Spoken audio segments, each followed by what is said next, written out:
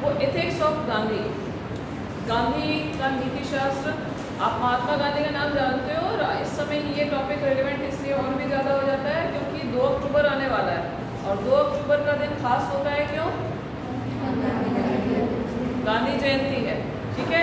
तो गांधी का दर्शन जो है वो शुरू से चर्चा का एक विषय रहा है। कुछ जरूर उसके पक्ष में बात करते हैं, कुछ उसके विपक्ष में भी बात करते हैं, लेकिन चर्चा उन पर किसी न किसी रूप में जरूर से होती है। तो आज वही जो आपके सिलेबस का हिस्सा भी है, एथिक्स ऑफ गांधी। गांधी के नीति शास्त्र में बहुत सारे ऐसे विषय हैं जो हम लोग पढ़ेंगे बारी बारी करके।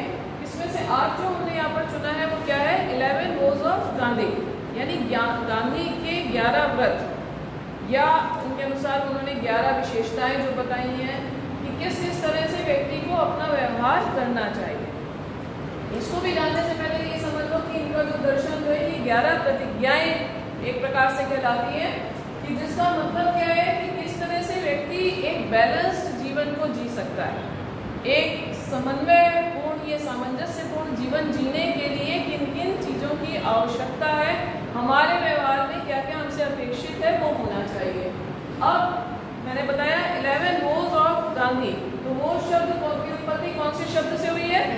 फ्रेंच शब्द से। शब्द कौन से? VOU। इसका मतलब क्या है कि किसी को निर्धारित भूमिका, आह्वान या कार्रवाई के लिए प्रतिबद्ध करने वाले गंभीर या पवित्र वादों का एक सेट, यानी हमें किस तरह से व्यवहार करना चाहिए। कुल मिला के उसका मतलब ये है कि व्यक्ति का व्यवहार किस प्रकार का होना चाहिए, उसके आचरण की विशेषताएं क्या क्या होनी चाहिए, वो ये 11 एक प्रकार से प्रतिज्ञाएं हैं या 11 एक प्रकार के व्रत हैं। उसके बाद देखिए वो ये 11 प्रतिज्ञाएं या 11 सिद्धांत इसको कहते हैं, जो कहीं ना कहीं एक प्रकार के संकल्प हैं, यानी विल पावर है कि किस तरह से हमें अपने मन में इन विशेषताओं को डेवलप करने की कोशिश करनी है और उसको अपने व्यवहार में ढालना है। और ये कब इन्होंने कहीं, ये भी आप उसको पढ़ सकते हैं कि 1930 में जब गांधी जी यरवदा जेल में थे, तो वहाँ पर उन्होंने साबरमती आश्रम के जो कैदी थे उनको कुछ साप्ताहिक पत्र लिखे थे, और वो पत्र उसके बाद उनको मंगल प्रभात नामक एक पुस्तक के रूप में एडिट किया गया था।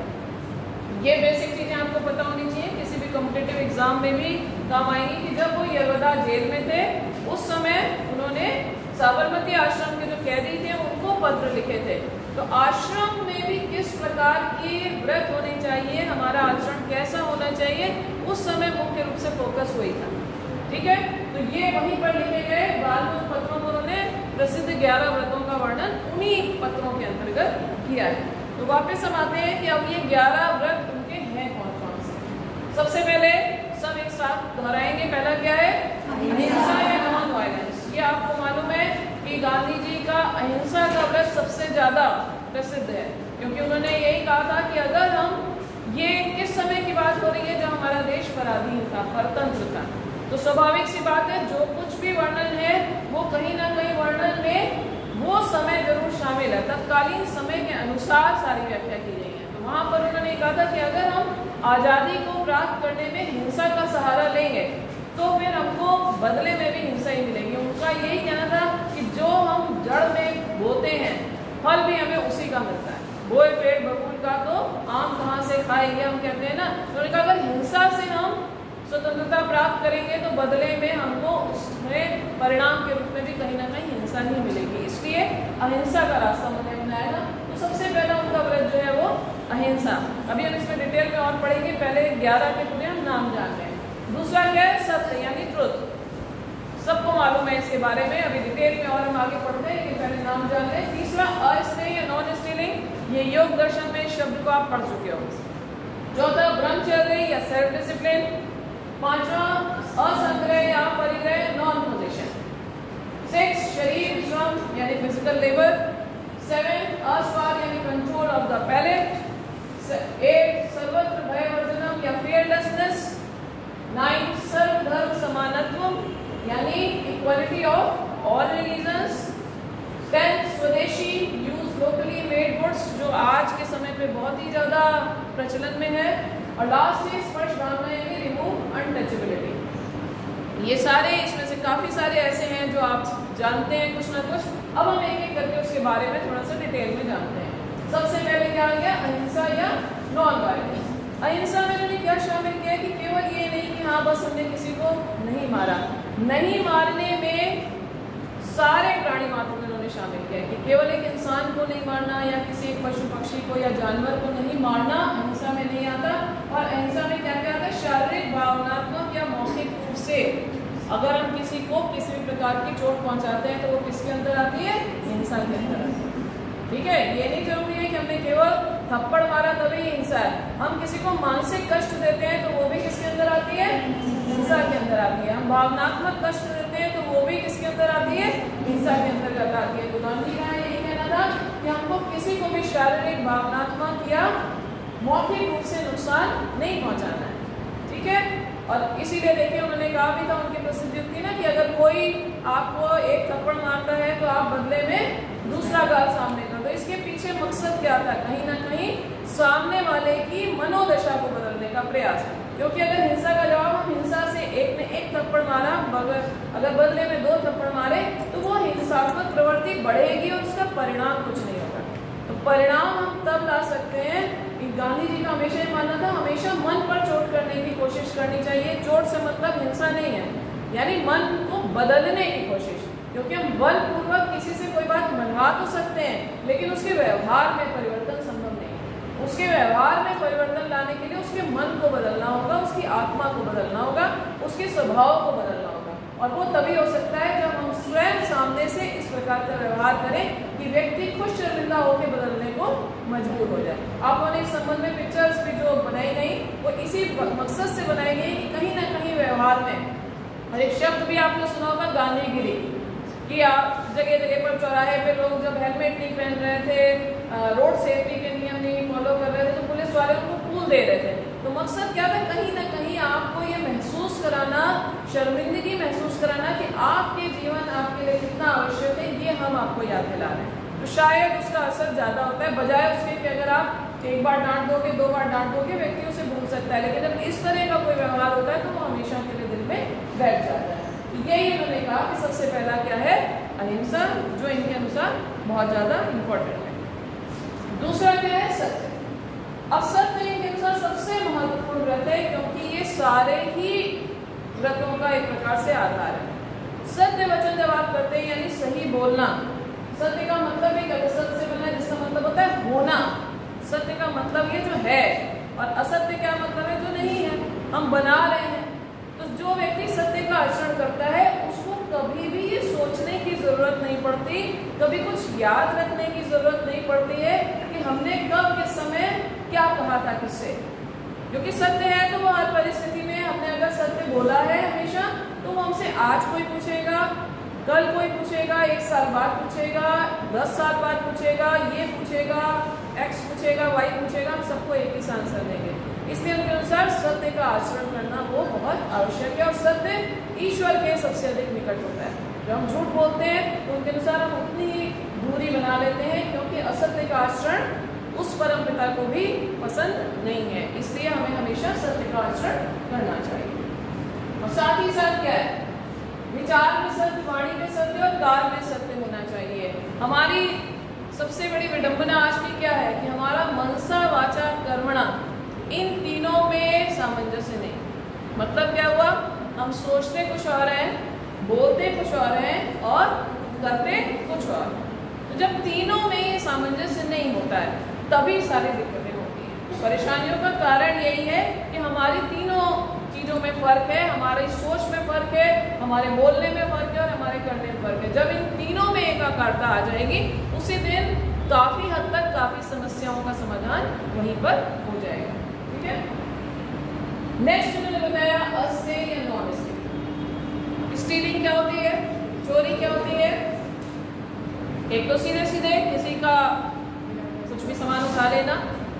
इसके अलावा ये भी माना जाता है चोरी, जैसे अगर मान लीजिए आप कोई सामान लेने जाते हैं और कोई आपको गलत तोल करके दे देता है, वो भी चोरी का एक पार्ट है। उसी तरह से आप किसी से कोई वादा कर रहे हैं, कुछ उधार ले रहे हैं और आपको पता है वापस नहीं कर पाएंगे, ये भी चोरी का एक पार्ट है। तो चोरी के बहुत सारे स्वरूप होते हैं कि बिना किसी को बताए, बिना किसी के अनुमति के कोई चीज उठा लेना, वो तो स्वाभाविक रूप से सीधे सीधे चोरी है। किसी भी प्रकार का पालन जो है वो हमारे व्यवहार के लिए उचित नहीं है। और इसके लिए क्या जरूरी है कि हमारा जीवन क्या होना चाहिए? सादा। सुना होगा आपने उक्ति, सादा जीवन उच्च विचार, कि अगर आपका जीवन सादा है और विचार ऊंचे हैं तो एक बहुत बेहतरीन व्यक्तित्व का निर्माण हो सकता है। लेकिन जीवन ही सादा नहीं है तो स्वाभाविक रूप से हमको फिर और चीजें इकट्ठा करने की प्रवृत्ति बढ़ेगी।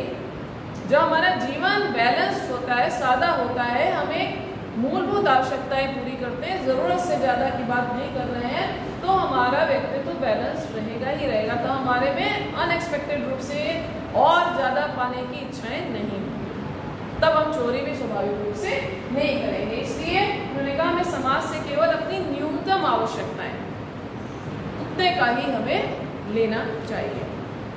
नेक्स्ट क्या है? ब्रह्मचर्य। आपने भारतीय संस्कृति के अनुसार आश्रम व्यवस्था पढ़ी है। 4 प्रकार के आश्रम होते हैं। कौन कौन से? सबसे पहला क्या होता है उसमें? ब्रह्मचर्य, फिर गृहस्थ आश्रम, फिर वानप्रस्थ आश्रम और लास्ट में क्या होता है? संन्यास आश्रम। यानी जीवन को 4 प्रकार की आश्रम व्यवस्था के अंतर्गत, यानी जीवन एक व्यक्ति का जितना हो सकता है उसको 4 भागों में विभाजित किया गया है कि किस तरह से व्यक्ति का विकास होना चाहिए। उसमें सबसे पहला जो था वो ब्रह्मचर्य आश्रम। ब्रह्मचर्य का मतलब ये होता है आत्म अनुशासन यानी शुद्धता। अगर आपने इतिहास कभी पढ़ा हो तो आपको मालूम है कि ब्रह्मचर्य आश्रम के अंतर्गत बड़े बड़े राजा महाराजा के जो राजकुमार थे और जो व्यक्ति होते थे वो गुरुकुल में जा करके शिक्षा दीक्षा लेते थे। वहाँ पर शस्त्र और शास्त्र दोनों की शिक्षा दी जाती थी, क्योंकि उनको कहीं ना कहीं आगे चल के प्रशासक, एक कुशल प्रशासक बनना है। तो कुशल प्रशासक के सारे गुण आने के लिए शस्त्र और शास्त्र दोनों की शिक्षा आवश्यक है। क्योंकि अगर हमारे पास केवल शस्त्र है तो यही हमेशा कहा जाता है कि अगर शस्त्र किसी ऐसे के हाथ में दे दिया जाए जिसका व्यवहार संतुलित नहीं है तो शस्त्र का हमेशा दुरुपयोग होगा और दूसरों का नुकसान होगा। जब तक कि शास्त्र का ज्ञान नहीं होगा, यानी हमें सही गलत का निर्णय लेना नहीं आता, तब तक वो शस्त्र हमारे हाथ में हमेशा ही नुकसान कर सकता है।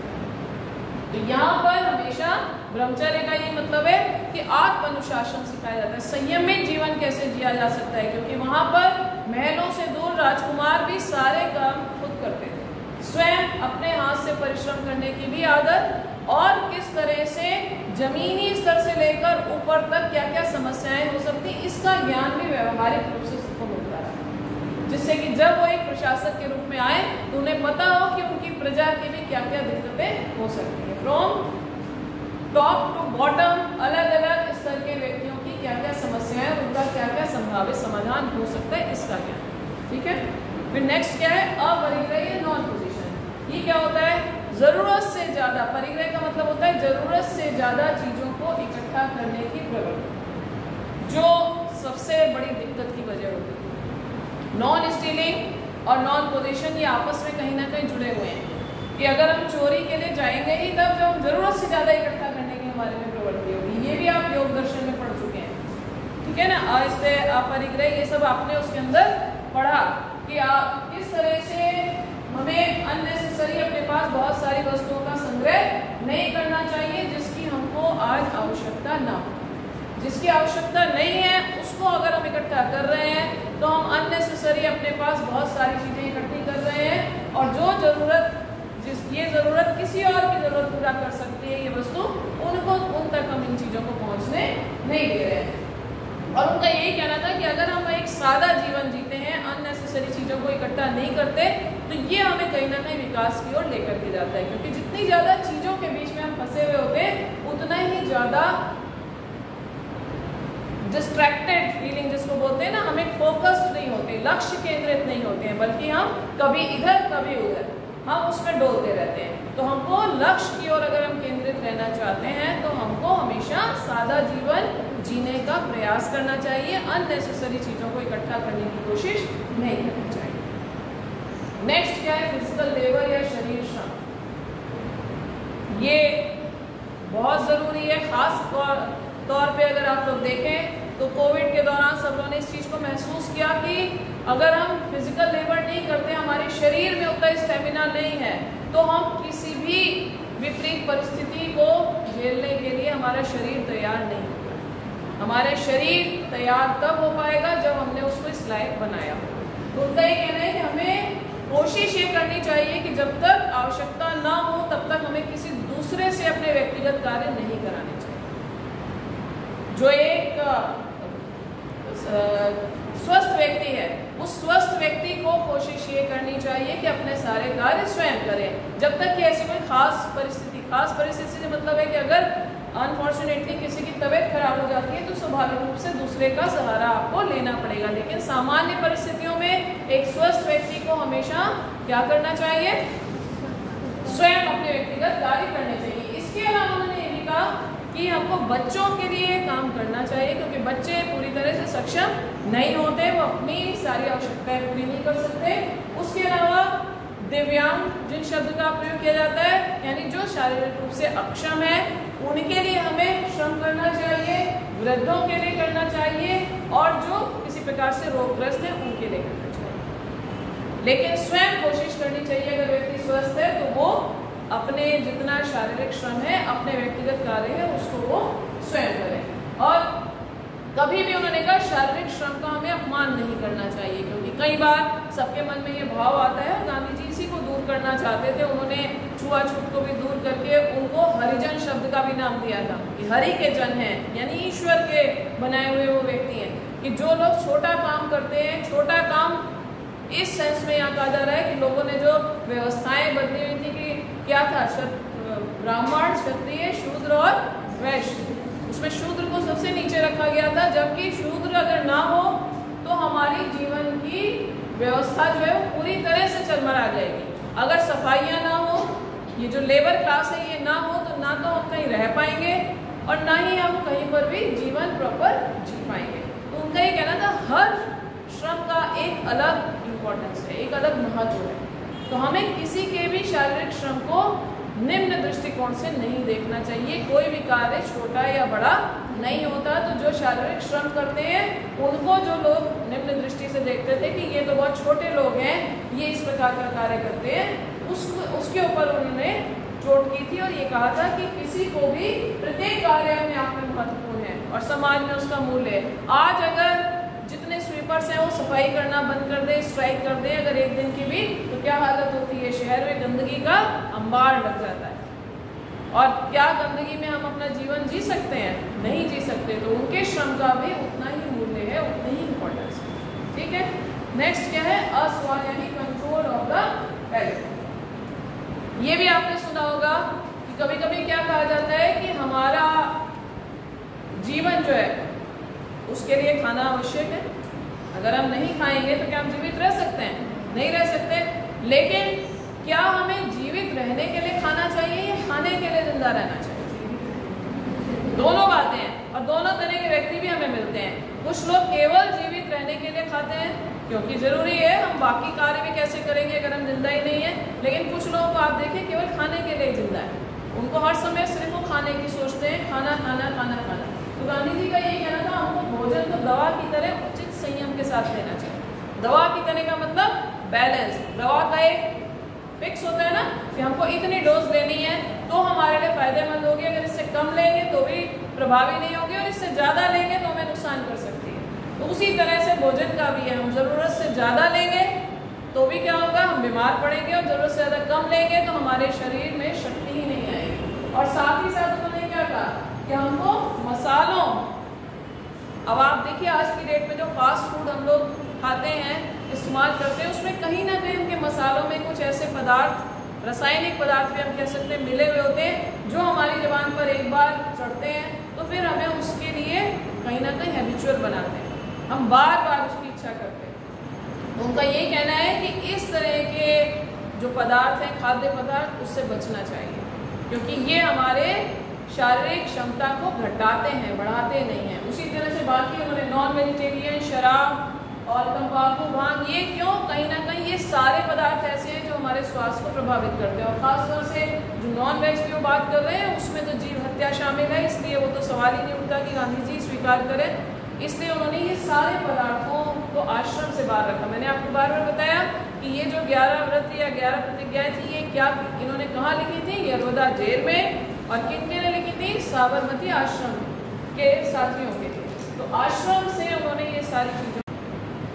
नेक्स्ट क्या है? सर्वत्र भय वर्जना। उनके अनुसार निर्भयता का क्या अर्थ है कि सभी बाहरी भय से मुक्ति। अब वो भय कौन कौन से हो सकते हैं? बीमारी का डर है, शारीरिक चोट का डर है, मृत्यु का डर है, कहीं ना कहीं हमसे जहाँ हम रहते हैं हमको उससे ना निकाल दिया जाए, किसी आप ये बौद्ध दर्शन पढ़ चुके हो ना, संसार में दुख है, अब वो दुख किसी प्रिय के खोने का डर है, अप्रिय के मिलने का डर है, ये सारे दुख हैं। तो उन्होंने कहा इन सब से हमें ऊपर उठना चाहिए, इन सब से डरने की आवश्यकता नहीं है, इन सब से को छोड़ करके हमें एक सामान्य जिंदगी जीने की कोशिश करनी चाहिए, डर से रहे।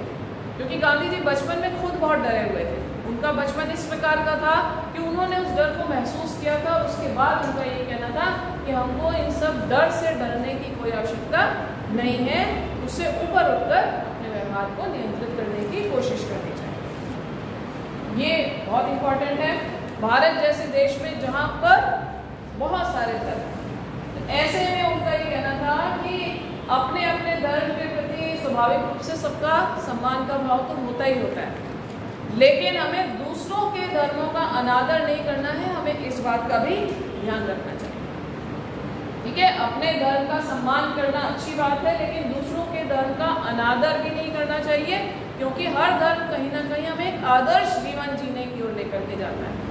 हर धर्म हमें कुछ ना कुछ अच्छा सिखाता है, इसलिए हमें सभी धर्मों का सम्मान करना चाहिए। विशेष रूप से भारत के संदर्भ में ये बात बहुत ज़्यादा प्रभावित करती है। क्यों? क्योंकि यहाँ पर बहुत सारे धर्म हैं। नेक्स्ट, स्वदेशी यानी सेल्फ रिलायंस की हम बात करते हैं। आज के समय पर आप देख ही रहे हो, सेल्फ रिलायंट इंडिया की बात हो रही है, आत्मनिर्भर भारत की बात हो रही है। तो स्वदेशी को जब हम अपनाने की बात करते हैं तो वहां पर स्वाभाविक रूप से क्या आ जाता है? आत्मनिर्भरता। क्या कहना है कि हमको स्थानीय स्तर पर जो लोग चीजों का निर्माण कर रहे हैं, यानी हम दूरों से दूर दराज तो संबंध बनाने की कोशिश कर रहे हैं, लेकिन हमारे पड़ोस में सब दुखी हैं। तो हमें अपने आसपास के लोगों के साथ खुशियां कब हम बांट सकते हैं? जब हम उनको भी उनके हिस्सा एंजॉय करने दें। और वो तब हो सकता है जब स्थानीय स्तर पर जो लोग चीज़ों का निर्माण कर रहे हैं हम लोग उसको लेना शुरू करें।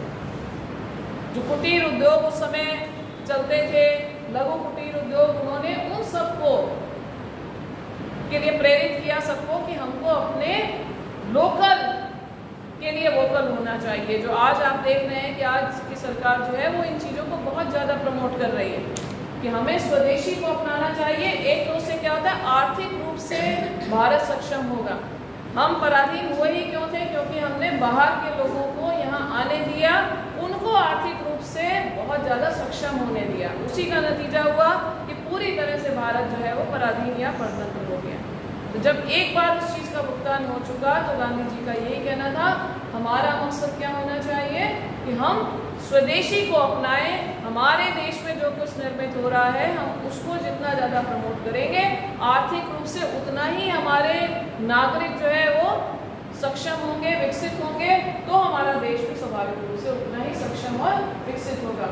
लेकिन ये भारत के लोग स्वतंत्र, आत्मनिर्भर, स्वावलंबी, आर्थिक, सामाजिक, राजनीतिक, व्यक्तिगत रूप से मजबूत हो जाएंगे। स्वाभाविक सी बात, केवल एक चीज को अपनाने से इंटरलिंक है सारा कुछ, कि हमने लोकल को अपनाया तो वो व्यक्ति भी मजबूत हुआ, व्यक्ति एक समाज का सदस्य है, एक देश का सदस्य है, तो देश मजबूत हुआ, देश मजबूत हुआ तो जब हमारे पास इतनी मजबूती है तो हमें दूसरों से सहारा लेने की जरूरत नहीं है। हम अपनी राजनीतिक स्वतंत्रता भी अपना सकते हैं, हम सामाजिक रूप से भी स्वतंत्र हो सकते हैं, आर्थिक रूप से भी स्वतंत्र हो सकते हैं और हमें किसी पर भी निर्भर रहने की आवश्यकता नहीं है। और आज की डेट में आप देखिए, कोविड वैक्सीन न केवल हमारे देश ने बनाई बल्कि दूसरे देशों को भी हमारी तरफ देखना पड़ा। ये स्वदेशी का या सेल्फ रिलायंस का एक बहुत इंपॉर्टेंट उदाहरण है। तो स्वदेशी को अपनाना हमेशा ही किसी भी देश के आर्थिक और चहुमुखी विकास के लिए बहुत इंपॉर्टेंट रोल प्ले करता है। नेक्स्ट क्या है? स्पर्श भाव। स्वाभाविक रूप से उस समय हिंदू धर्म पे इन्होंने बहुत बड़ा ये धब्बा ये बताया था कि अस्पृश्यता, क्योंकि उस समय छुआछूत, ऊंच नीच, वर्ण के आधार पर बहुत कुछ विभाजित किया गया था और उसी के अनुसार स्थितियां बड़ी खराब थी। कईयों को मंदिर में जाने की अनुमति नहीं थी, कुएं से पानी लेने की अनुमति नहीं थी, पढ़ने की अनुमति नहीं थी, संस्कृत नहीं पढ़ सकते थे। तो यानी सामाजिक रूप से देखा जाए तो बहुत सारी कुरीतियाँ छुआछूत के नाम पर थी और गांधी जी इसके बहुत ही खिलाफ थे। इसीलिए उन्होंने हरिजन शब्द, जो मैंने आपको पहले भी बताया था, हरिजन शब्द का प्रयोग किया था ऐसे व्यक्तियों के लिए कि हमें सभी व्यक्तियों को एक दृष्टि से देखना चाहिए। सभी ईश्वर की बनाई संतान है तो सभी एक बराबर है। हमें उनके कार्यों के अनुसार उनको छोटा या बड़ा कहना या मानना चाहिए। जन्म के आधार पर ना मान के बल्कि कर्म के आधार पर छोटा या बड़ा स्वीकार करना चाहिए। और इस तरह की भावना, क्योंकि उन्होंने कहा कि हम किसी भी व्यक्ति को केवल इसलिए अछूत, अगम्य या अदृश्य मान लेते हैं क्योंकि वो एक विशिष्ट वर्ण में पैदा हुआ है। अब कोई बहुत सो कॉल्ड अच्छे उच्च वर्ग में पैदा हुआ लेकिन उसके सारे कार्य बहुत ही निम्न स्तर के हों तो ऐसे व्यक्ति को हम उच्च श्रेणी में नहीं गिन सकते। उनके अनुसार हमको कार्यों के अनुसार व्यक्तियों को ऊंचा या नीचा मानना चाहिए। अब आप कुल मिलाकर के देखें तो क्या होता है, उनकी 11 प्रतिज्ञाएं हमको निर्देश क्या देती हैं कि कहीं ना कहीं असत्य से मुक्त होना, यानी हमें सत्य के विपरीत आचरण नहीं करना है। किसी भी प्रकार की हिंसा से मुक्त होना। किसी भी प्रकार की हिंसा हमने बता दिया उसमें कौन कौन सी है, शारीरिक, मानसिक, मौखिक, ये सारी हिंसाएं उसके अंदर शामिल हैं। चोरी से मुक्त होना कि हमें चोरी नहीं करनी चाहिए और चोरी कब नहीं करेंगे, जब हमें अपने व्यवहार में सादा जीवन जीने की आदत पड़ेगी। ठीक है। लालच से मुक्त होना, हम जरूरत से ज्यादा दूसरे को देख करके उछलने की कोशिश नहीं करेंगे कि अगर मेरे पास एक है उसके पास 2 हैं तो हम केवल इसीलिए परेशान रहें कि उसके पास 2 क्यों हैं। हम ये देखें कि क्या हमारी आवश्यकता एक से ज्यादा की है, अगर है तो हम उसके लिए प्रयास करें और अगर नहीं है तो दूसरे के पास 2 या 4 होने उससे क्या फर्क पड़ता है। हमें अपना जीवन अपनी जरूरतों के हिसाब से जीना चाहिए। 11 सिद्धांत हमें किसी भी प्रकार के भय से मुक्त होने के लिए मार्गदर्शन करते हैं। जो आपने इंग्लिश में पढ़ा निर्भयता भी, कि उनके अनुसार हमें किसी प्रकार का डर से जीवन को जीने की कोशिश नहीं करनी चाहिए।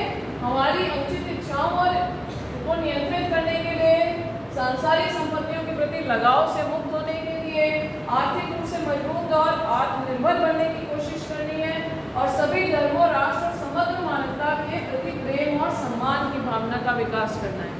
आज के समय पर भी देखिए ये बहुत प्रासंगिक है क्योंकि आज भारत G20 की अध्यक्षता कर रहा है और आपने G20 का अगर लोगो देखा हो तो लोगो में नीचे क्या लिखा है, वसुधैव कुटुंबकम, यानी 1 अर्थ, 1 फैमिली, 1 फ्यूचर। तो भारत की भारतीय संस्कृति सदैव से वसुधैव कुटुंबकम की संस्कृति को लेकर के ही चली है कि हमको हमेशा तभी हम खुश रह सकते हैं, सुखी रह सकते हैं जब पूरे वसुधा में सभी लोग सुखी हों। हम हमारे आसपास सारे दुखी होंगे तो क्या हम खुश हो सकते हैं? हमारे घर में पकवान बन रहे हों और पड़ोस से हमको रोने की आवाज़ें आ रही हो तो क्या वो पकवान हमारे गले से उतर सकता है? नहीं उतर सकता है। तो भारतीय संस्कृति हमेशा से ये सारी चीज़ों को लेकर के चली है कि हमको किस तरह का आचरण अपनाना चाहिए। तो गांधी के जो 11 व्रत है वो यही लेकर के चलते हैं। Any questions? Ethics of Gandhi अभी आपने पढ़ा, उसमें आपको लगता है कि कहीं पर भी कोई प्रश्न ऐसा जो आपको नहीं, इसमें से कोई पॉइंट नहीं क्लियर हो जो आप समझना चाहते हैं?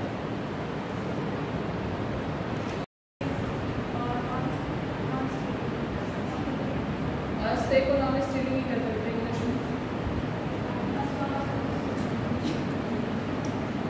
ठीक है। अहिंसा, सत्य, अस्तेय, ब्रह्मचर्य, अपरिग्रह, शरीर श्रम, अस्वाद, सर्वत्र भय वर्जनम, सर्वधर्म समानत्वम, स्वदेशी और स्पर्श भावना। क्लियर? Any doubt? नहीं? चलिए ठीक है। अगर कोई डाउट नहीं है, कोई क्वेश्चन नहीं है, थैंक यू।